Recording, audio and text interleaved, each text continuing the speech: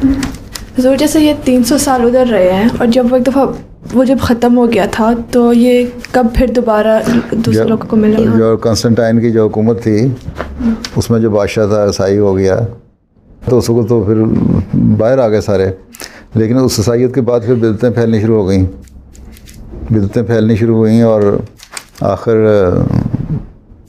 ईसा खुदा बन गया। जिस तरह उन्होंने अपने जो बुत थे मुख्तलिफ़ किस्म डेटीज़ जो रखी हुई थी उनको तो खुदा मानते थे ना, इस तरह उन्होंने ईसा अलैहिस्सलाम को खुदा बना दिया।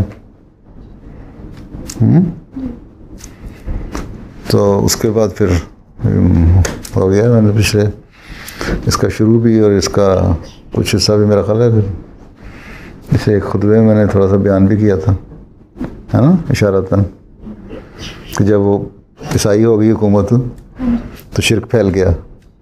लेकिन अहमदियों ने इंशाअल्लाह ताला जब फैलना है तो शिरक नहीं फैलाना बल्कि वादानियत फैलानी है।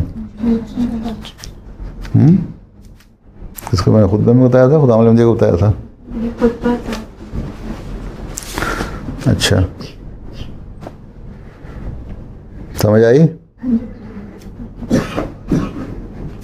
हज़रत मसीह अलैहिस्सलाम लिखा है कि ईसाइयत को फैलते में तो 300 साल का अरसा लगा था, लेकिन इंशाअल्लाह ताला जो मसीह मोहम्मदी है और जमात अहमदिया ने फैलना है इसको 300 साल का अरसा नहीं लगेगा और तुम देखोगे कि दुनिया में अहमदियत बड़े वसी पैमाने पर फैल गई है।